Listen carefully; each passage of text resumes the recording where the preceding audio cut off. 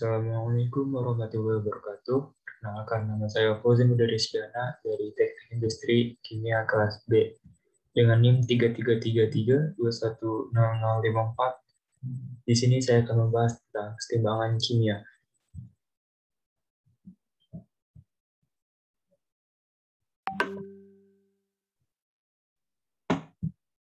Faktor-faktor mempengaruhi kesetimbangan.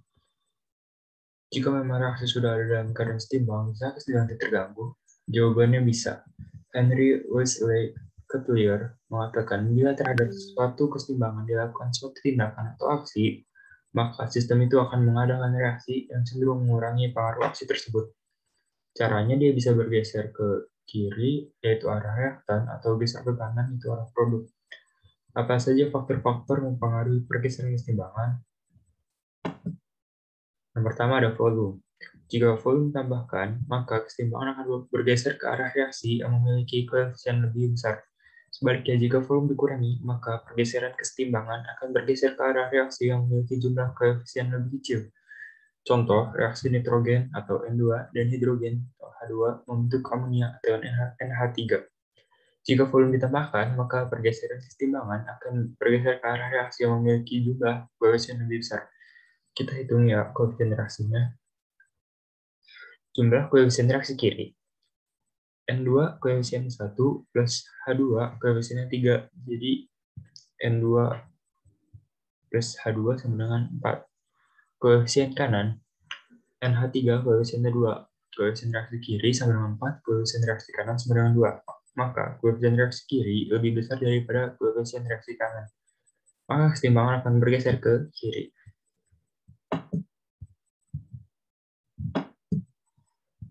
Yang kedua ada tekanan. Jika tekanan diperbesar, maka kesetimbangan bergeser ke koefisien lebih kecil. Sebaliknya, jika tekanan diperbesar, maka kesetimbangan bergeser ke koefisien reaksi besar. Contoh, reaksi nitrogen atau N2 dan hidrogen atau H2 membentuk amonia atau NH3. Jika tekanan ditambahkan, maka pergeseran kesetimbangan akan bergeser ke arah reaksi yang memiliki jumlah koefisien lebih kecil. N2 koefisiennya 1, H2 koefisiennya 3, maka hasilnya 4, dan koefisien kanan NH3 koefisiennya 2.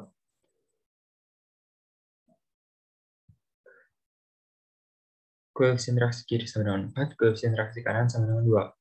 Koefisien reaksi kanan lebih kecil daripada koefisien reaksi kiri, maka kesetimbangan akan bergeser ke arah kanan.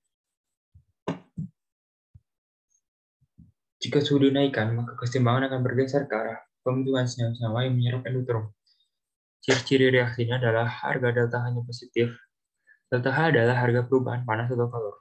Jika suhu diturunkan, maka kesetimbangan akan bergeser ke arah pembentukan senyawa-senyawa yang melepas panas exotherm. Ciri reaksinya adalah harga delta H-nya negatif. Agar terbayang, begini reaksinya.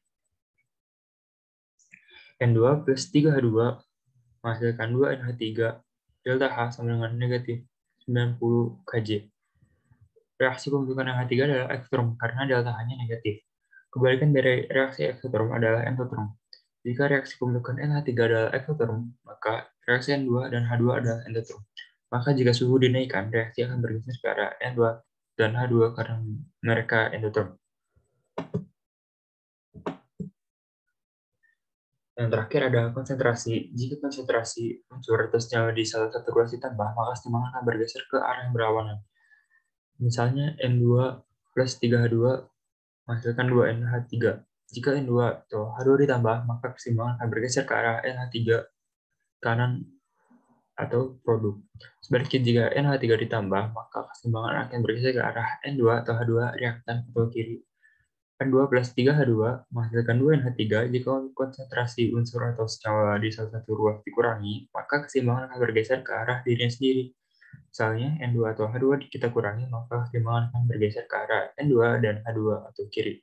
Sebaliknya jika NH3 dikurangi, maka kesetimbangan akan bergeser ke arah NH3 atau kanan.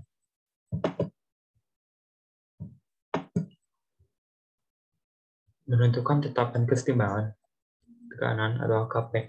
Kp adalah konstanta kesetimbangan parsial gas yang terjadi pada reaksi fasa gas. Dilansir dari Chemgoid, disebut parsial karena gas yang berada pada suatu ruangan akan memberi tekanan ke segala arah.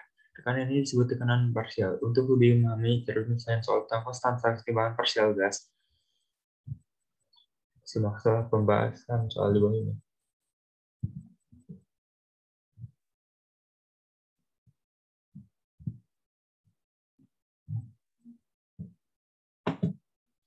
Contoh soal, sejumlah 2 mol gas N2O4 ditetapkan ke dalam ruangan dan reaksi tangannya menghasilkan 2 mol gas NO2. Jika tekanan dalam sistem tersebut sebesar 2 atm, berapa yang konstansi timbangan parsial gas reaksi tersebut? Pembahasan terlebih dahulu, tentukan konsentrasi zat pada keadaan setimbang. Jika gas N2O4 dan terdisosiasi menjadi gas NO2 setengahnya, maka gas N2O4 dan ada sebanyak 1 mol. Setelah ditentukan konsentrasi zat pada keseimbangan, carilah tekanan masing-masing gas dalam reaksi seperti yang terdapat dalam gambar. Maka konstansi keseimbangan reaksi bolak-balik gas N2O4 menjadi NO2 ada sebesar 2,6 Hubungan Kc dan Kp. Dan perhitungan konstanta keseimbangan reaksi homogen, semua substansi dalam reaksi berfase sama. Konsentrasi substansi dalam sistem larutan dapat dinyatakan dengan konsentrasi molar, sehingga K dapat juga ditulis Kc.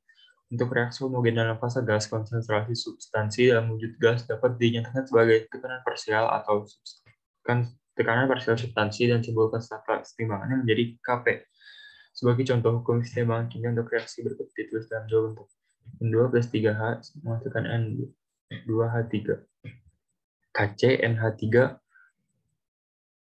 pangkat 2 per N2H2 pangkat 3 atau Kp P pangkat 2 NH3 P N2 P 3H2. Hubungan antara Kc dan Kp. Kp sama dengan Kc RT delta Nj, yang dimana R sama dengan tetapan gas universal T temperatur delta Nj sama dengan jumlah mol produk gas dikurang jumlah mol reaktan gas. Hubungan Kc dan Kp. Contoh soalnya, diketahui reaksi keseimbangan CO2 plus C menghasilkan 2 CO. Pada suhu 27 derajat, harga Kc sama dengan 1,6 kali 10 pangkat minus 2. Hitunglah Kp. Coba suhunya diubah dari Celsius menjadi Kelvin, maka 27 ditambah 273 menjadi 300 Kelvin. Koefisien kanan sama dengan 2, koefisien kiri sama dengan 1, koefisien delta dihitung. Delta N sama dengan 2 minus 1 sama dengan 1. Kp sama dengan Kc, RT delta N sama dengan 1,6 kali 10 pangkat minus 2 dikali 0,082 kali 300 pangkat 1 sama dengan 0,39. Aplikasi reaksi keseimbangan di industri. Pembuatan asam sulfat. Pembuatan asam sulfat dilakukan melalui proses kontak. Caranya dengan membakar belerang murni di udara agar terbentuk gas SO2. Reaksinya, sulfur plus O2 menghasilkan SO2. Beberapa kegunaan asam sulfat sebagai berikut. Pertama, sebagai bahan dasar pada industri cat, plastik, aki, tekstil, dan bahan peledak. Yang kedua, digunakan pada proses pemurnian minyak tanah. Yang ketiga, sebagai bahan dasar pupuk, amonium sulfat atau Za, dan asam fosfat atau H3PO4 untuk menghilangkan karet besi pada baja sebelum direvisi seng atau timah. Yang terakhir ada untuk membuat zat warna. Terima kasih. Sekian dari saya. Wassalamualaikum warahmatullahi wabarakatuh.